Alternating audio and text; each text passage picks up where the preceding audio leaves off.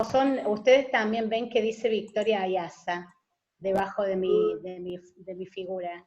Y porque debe tener activado el sonido. Bueno, no, ese es el nombre de mi hija. No salgo como Susana Biglione, no sé si ven eso. Sí. Bueno, no soy Victoria Ayasa, soy Susana Biglione. Está Quería aclarar eso. No sé por qué, porque yo en realidad entré con mi Gmail. No sé por qué sale el nombre de mi hija, ha salido por defecto, que quedó ella en la última clase de Zoom. Capaz que sí, Susi. Bueno, Sí. ¿vamos con el Power? Vamos, arranquemos. Bueno, vamos a hablar un poco de Rosa Blanco. Rosa Blanco es española, ¿sí? Ella hace rato que viene haciendo estudios de todo lo que es la inclusión en América del Sur, en Latinoamérica, ¿sí? Y en el Caribe. Ella lo que estudia, sobre todo, son estas sociedades fragmentadas y perjudicadas de algún modo por la desigualdad económica que hay en diferentes lugares, o las desigualdades que hay en diferentes zonas, o por ser de diferentes tribus y diferentes grupos aborígenes.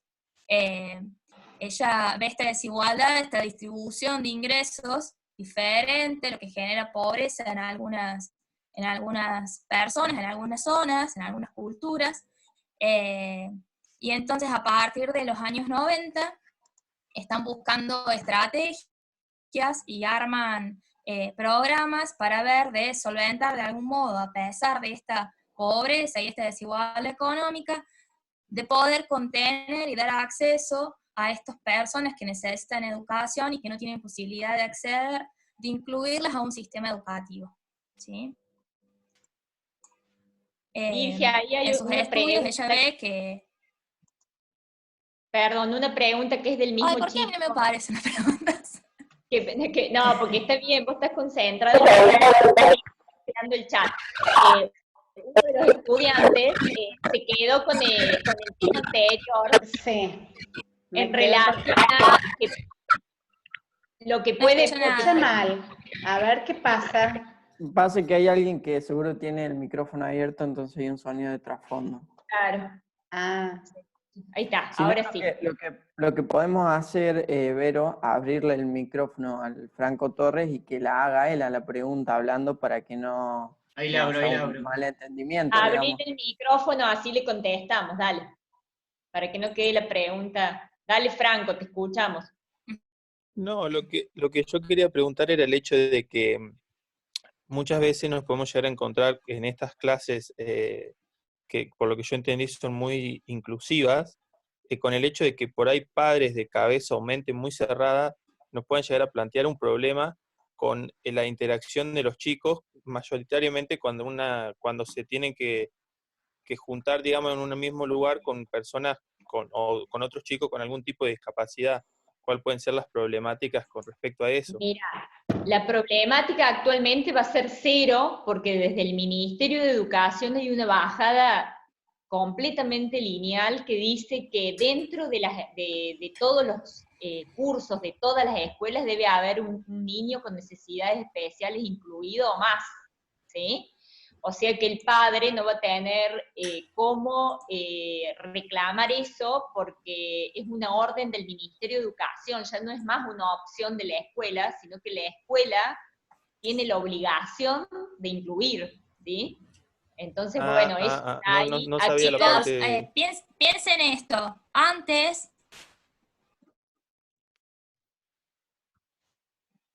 ¿Pero puedo explicar algo? Sí, dale, dale. Sí. Históricamente, las personas con discapacidad hace muchos años, muchísimos años, se los mataba. Después se los escondía. Después se empezó a ver que algunos tenían algunas posibilidades de sobresalir o de sobrevivir, porque la situación de salud era diferente y había otros avances, entonces se los empezó a internar con los locos. Después se empezaron a hacer escuelas especiales, pero en esas escuelas especiales todas las capacidades eran aglutinadas sin distinción, y sin sin potencializar las capacidades de cada uno, ¿sí? Sino que a todos se los trabajaba de la misma forma. Y después, de a poco, con este nuevo sistema educativo, se empezaron a incluir en las aulas a las personas con discapacidad. Eso ya está por ley, ¿sí? Y en donde no solo el docente debe adaptar los contenidos a esa persona, sino que también si se les brinda la posibilidad desde la obra social o desde una asistencia, de que haya algún acompañante dentro del aula, y si no, se hace un acompañamiento por fuera del aula, para que esta persona pueda lograr avances y pueda estar integrada en una escuela común, por decirlo de algún modo, y no en una escuela especial. ¿Me explico? Sí, perfecto, bien. Bueno, sí, entonces, históricamente se fue como evolucionando en cuanto a la discapacidad, a la integración de los discapacitados. Sí, yo no planteaba como un problema la discapacidad en sí, sino cómo puede llegar a reaccionar el padre ante la situación, pero, o sea, por el padre, no por la situación de la discapacidad. ¿Conocer alguna situación particular o por qué lo planteas? Porque en realidad esto ya está así inmerso en la sociedad y como que no puede generar resistencia, porque si la genera en realidad es una persona que no se está adaptando al momento histórico que estamos atravesando ahora. Acá hay un caso donde se integra, o sea, en el pueblo en donde vivo yo hay un caso de donde se integra a una nena con síndrome de Down en la escuela del pueblo, y muchas veces hay algún tipo de disputa entre padres por este hecho. Por eso quería por ahí saber un poquito la idea de cómo abordar el tema. Más que todo por el tema de estos padres que por ahí se encuentran. Por ahí yo soy de un pueblito muy chico, con gente de cabeza muy cerrada, y te podés llegar a encontrar con esta problemática. Por eso preguntaba. Los directivos de la institución tienen que tener las herramientas para sobrellevar esto, y los papás van a tener que comprenderlo. Porque es algo que ya está por ley y que no se puede modificar hasta que se modifiquen las leyes. Claro. ¿Sí? Hay mecanismos que si no les gusta tendrán que cambiar de colegio al niño. ¿Te das cuenta? Sí, de todos modos, entiendo lo que decís. ¿Cómo es tu nombre, Frank? ¿Cómo es tu nombre? Franco. En realidad, lamentablemente, todavía eso no se puede manejar. ¿Qué piensan los padres? ¿Cómo es la sociedad? ¿Cómo es la mente, ¿no? De cada uno de los integrantes de esta comunidad educativa, que también son los padres? Por ejemplo, todavía, a pesar de la modernidad y de lo que dice Anijovic, de la escuela moderna, de las nuevas metodologías de trabajo, fíjate vos que se sigue diciendo que la escuela es una escuela del siglo XIX con profesores o docentes del siglo XX y con estudiantes del siglo XXI.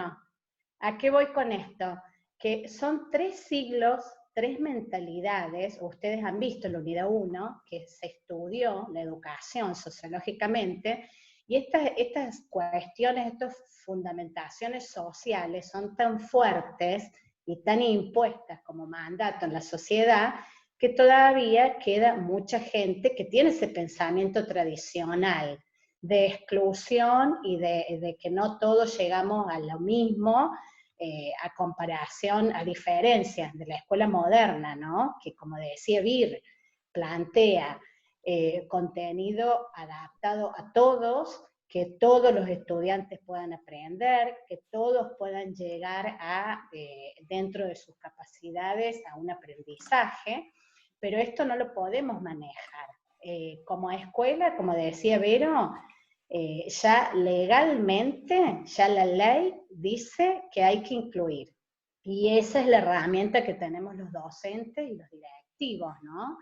No podemos dejar incluso a un en algunos colegios, hace como 15 años atrás, antes de que esto de la inclusión en las escuelas normales existiera, estos chicos borderline que se llamaban, que son estos chicos que no son discapacitados, pero no tienen todas las potencialidades que a lo mejor tiene un chico normal y común de escuela, entonces se hacían los plurigrados y se juntaban a los chicos que más les costaba de primero, de segundo y tercero, apartados en algún aula donde una maestra pudiera bajarle un poco los contenidos para que esos contenidos fueran incorporados. Los de cuarto, quinto y sexto en otra aula con otra maestra, y es como que en el lapso de las 4 horas de clases tenían 1 hora y media apartados de su grupo de clases para poder potencializar o bajar los contenidos a lo que ellos podían conocer o incorporar, ¿sí? Eso bueno, cuando eso se empezó a hacer lo de la inclusión y la integración ahora con la ley, desaparecieron los plurigrados, ¿sí? Pero en ese momento fue una estrategia educativa que utilizaron muchas escuelas porque tenían que resolver de algún modo esta exclusión que había dentro del aula, porque el docente iba con contenidos y no había forma de contener a estos chicos que no eran discapacitados. ¿Me explicó? Sí. Sí, bien. Perfecto. Bueno, no sé si entendieron cuenta lo de las aulas heterogéneas que hablaba Nijovic. No sé si por ahí, si se entendió este concepto, ¿no? De que más allá de la modernidad y de los cambios y de que estamos en un cambio constante, imagínense cómo estamos dando clase hoy, qué nos pasa hoy con ustedes y cómo tenemos que adaptarnos a esta aula virtual. Sí, o pónganse a pensar el año pasado, cuando se hablaba todo esto de enseñar la educación sexual a los niños, muchísimos padres se quejaron y hubo muchísimas contras y frenos que ponía la misma sociedad, ¿sí? que no pueden tener una apertura de ideologías o no se pueden acomodar a la necesidad que se está atravesando socialmente. Bueno, seguimos, creo que quedó aclarada la duda. Ahí Franco puso gracias. Acá siguen los chats, siguen las dudas. Bueno, yo avanzo y después vemos. ¿Quieren todas las preguntas? Sí. Dale, vamos a avanzar. Si no, vamos a ir mucho. Bueno, volvamos a Rosa Blanco, que ella ha hecho todas las investigaciones en cuanto a la desigualdad educativa y social que hay en América Latina y en el Caribe. ¿Cómo? No se escucha, a ver. No, es Benjamín, me parece. Ahí lo silencio. Ahí está. Dale, Bill.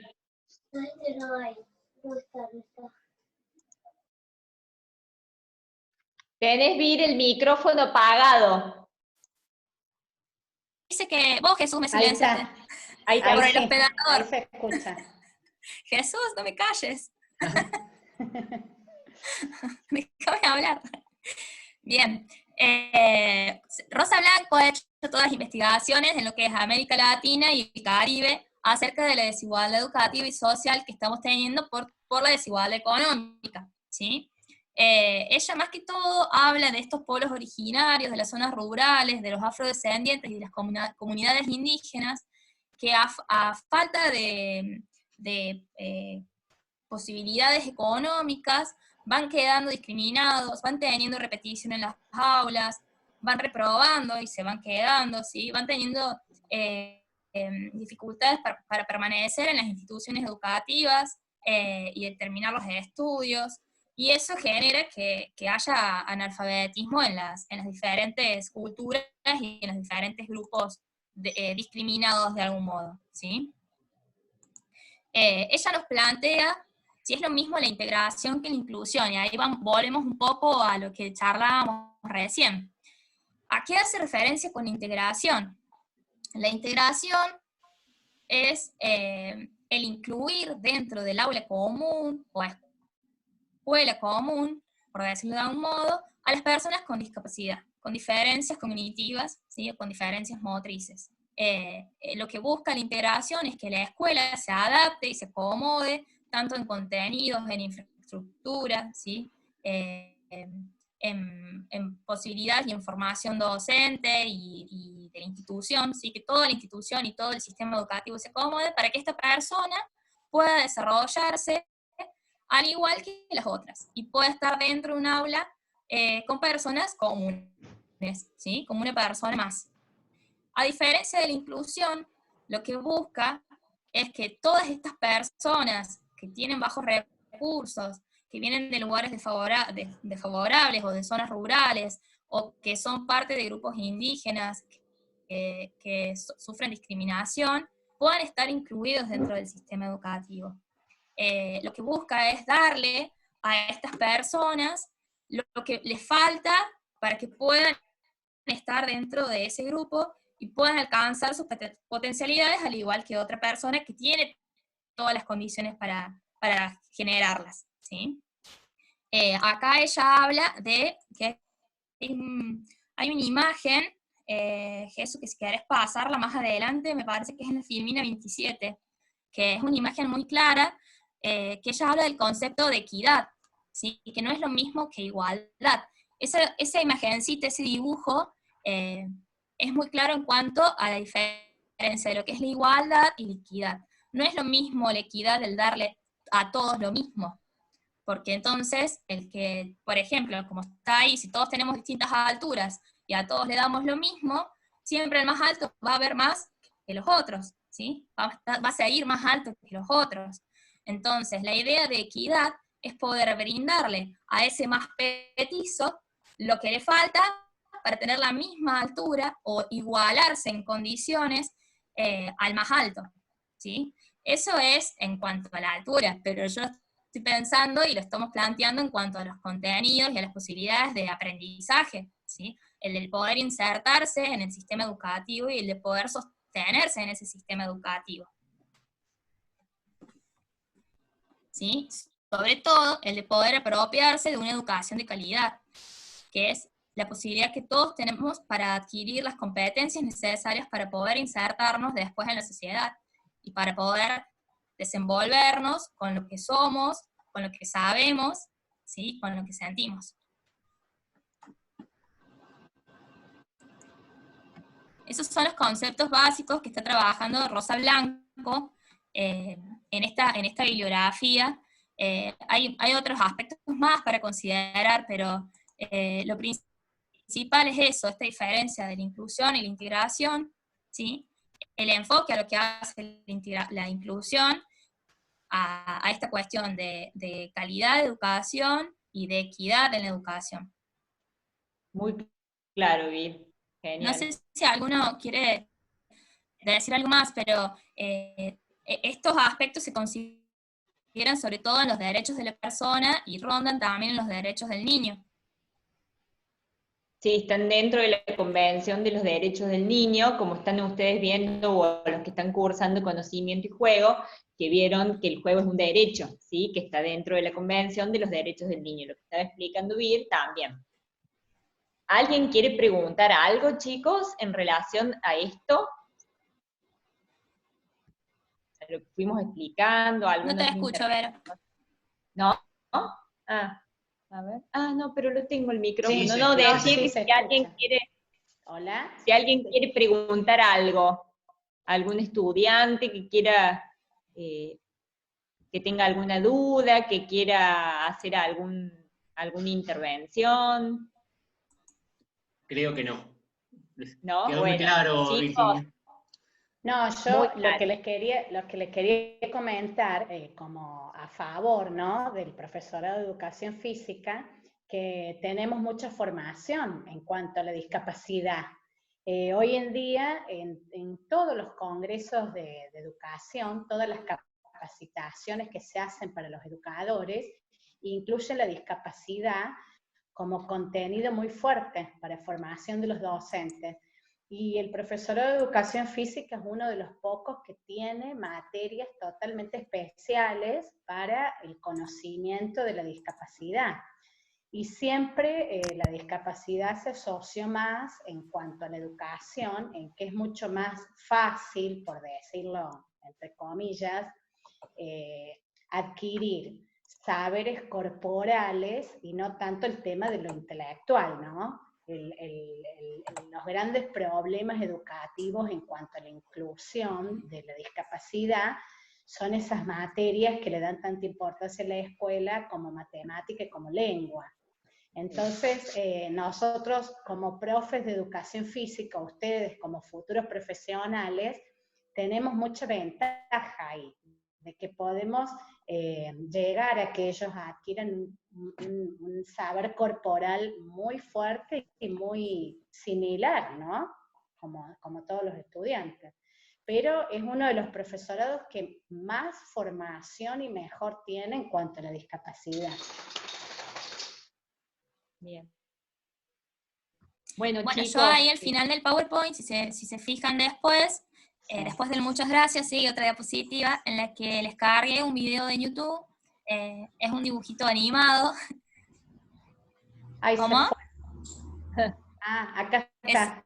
Sí. Ese videito. Sí, ahí está. Bueno, la idea es que ustedes puedan observarlo, que lo puedan mirar, y lo puedan interpretar según, considerando los aspectos que haya dicho una autora o la otra, las que les parezca que tengan más relación con el video, ¿sí? Ustedes eligen con cuál. No es un trabajo práctico ni nada, es un ejercicio que alude a su profesión, ¿sí? Es para sumar un poco, así que es opcional, pero estaría bueno si lo quieren hacer y se animan, me lo envían por mail, ¿sí? Es una propuesta que les estamos acercando para que ustedes también intenten pensarse como docentes, e intenten pensarse como docentes de aulas heterogéneas e incluidas. Así que, bueno, espero que se enganchen. Bueno, ahí nos piden que repitamos lo del parcial. Lo del parcial. La semana que viene, bueno, este jueves les vamos a subir el práctico sobre estos dos textos. Va a ser hasta el martes, hasta el otro martes a la noche que lo van a poder hacer, o sea, tienen bastantes días. Seguimos con la misma modalidad que es múltiple opción. El martes que viene nos vamos a encontrar a las 8, otra vez acá por Zoom, para hacer un repaso de las unidades 1 y 2 para el parcial del día jueves. El parcial va a ser por Classroom, con la misma modalidad que estamos teniendo con los prácticos, nada más que, bueno, el tiempo va a ser como más acotado, digamos, a lo mejor no van a tener todo el día, sino que les vamos a poner el horario que tienen ustedes sociología los jueves, que va a ser de 12 a 14. En esas 2 horas ustedes van a poder hacer el parcial, ¿sí? Bueno, no sé, Jesús, ¿leíste alguna duda más vos por el chat? No, ninguna más. No. Recuerden de consultar, ¿sí? Sobre todo, supongo que por ahí más dudas pueden tener en la unidad 1. Consulten, utilicen la consulta. Acá dicen algo de si lo van a subir el Classroom, creo que dice sí. Parcial va a ser por Classroom, al igual que los prácticos. Virgi, piden tu mail. Sí, ahí se lo estoy escribiendo. Dale. Porque me parece que el que está en el chat no anda. ¿O es el mismo? No, el Gmail lo tengo muy lleno y no tengo modo de desvincularlo de otros programas del Google. Preguntan acá, quedan 7 minutos. Ahí preguntan, en caso de profesores que no quieran integrarlo, por ejemplo, conozco un caso que el niño es hiperactivo y las maestras tratan de evitar que el niño esté en la clase. No tienen posibilidades de sacarlo del aula, tienen que encontrar el modo. Lo que pasa es que seguramente un niño hiperactivo necesita de un acompañante terapéutico dentro del aula. Imagínense que un docente frente a 30 alumnos, imagínense ustedes como docentes frente a 30 alumnos, con cada uno con sus necesidades, con sus inquietudes, con sus intereses, sostener a un niño hiperactivo no es nada fácil, ¿sí? Sobre todo cuando, por lo general, está siendo ahora una característica de los cursos donde la mayoría de los niños tenemos algo de hiperactividad, ¿sí? Y que cuesta contenerlo. Entonces, es necesario que haya un apoyo de una maestra, además de la que está dentro del aula, ¿sí? Preguntan, ¿cómo podemos actuar como profesores cuando los mismos profesores ponen barrera de integración? No entendí. Con formación, con lectura, con búsqueda de nuevas posibilidades. La formación es particular de cada uno, ¿sí? Cada uno tiene que encontrar las estrategias y los modos de llegar y tiene que ir formándose en eso si es el modo que le interesa avanzar o seguir. La frase el conocimiento da poder es una frase que es verdadera, digamos. Si ustedes tienen conocimiento sobre el tema, pueden discutir y abordar cualquier temática, por más que un profesor le ponga barrera. Sí, yo les invito a que miren varios videos de Rosa Blanco y de Rebeca Nijovic. Hay muchas conferencias y muchas charlas de ellos son muy claras, ponen muchos ejemplos, y les va a servir también para entender la lectura y para poder estudiar para el parcial y para los prácticos. Elena pregunta si deberían los docentes aprender, por ejemplo, lenguaje de señas para incluir a los alumnos hipoacústicos. Si vos tenés, si te toca un estudiante en tu curso que es hipoacústico, seguramente sí no te va a quedar otra que aprender lenguaje de señas. Uno se va formando en relación también a las cuestiones que van los estudiantes, ¿no? Entonces, al tener que diseñar estrategias, ahí también vas buscando las estrategias en la formación, como decíamos recién. Rebeca Nijovic es una de las docentes que está trabajando fuertemente en lo que es la formación docente en todas las escuelas a nivel nacional. Entonces, ese discurso que ella tiene está llegando a todos los docentes de toda la República Argentina. Por eso es también que la incluimos dentro de lo que son los textos en unidad número 2, porque está teniendo mucho auge su discurso y está siendo la formadora de los formadores. Entonces, es importante, como dijo Virgi, que por ahí vean los videos, tiene un montón de videos, tiene videos en cuanto a cómo evaluar, cómo diseñar estrategias con chicos con necesidades especiales,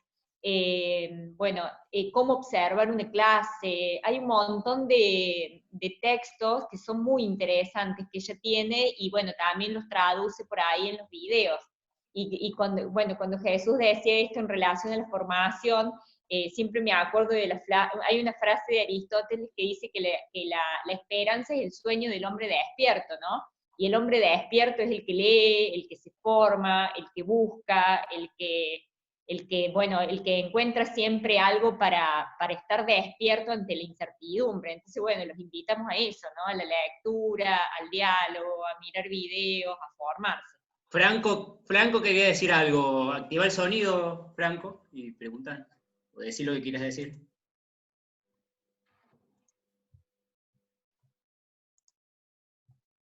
Franco Torres. No, que decía recién, lo puse ahí en el chat, que nosotros, como decía la profe, por ahí tenemos la formación, porque es verdad, nosotros tenemos una formación muy fuerte en lo que es discapacidad, y otras disciplinas o otros profesores no tienen la misma formación que nosotros, y por ese es el hecho de que se les torne tan difícil trabajar con una materia tan complicada como es la discapacidad, o con un punto tan complicado.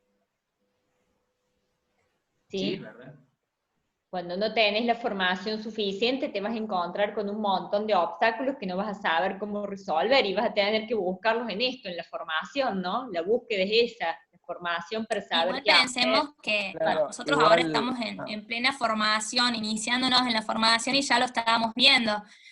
Imagínense docentes que a lo mejor ya tienen 60 años, que hace 30 años que están ejerciendo, que no han tenido la posibilidad de esta formación dentro de su formación inicial, profesional, y en la formación continua quizás que no encontraron las herramientas entonces se dificulta muchísimo cuando no tenés incorporadas diferentes estrategias o no buscas distintos modos de llegar a los alumnos.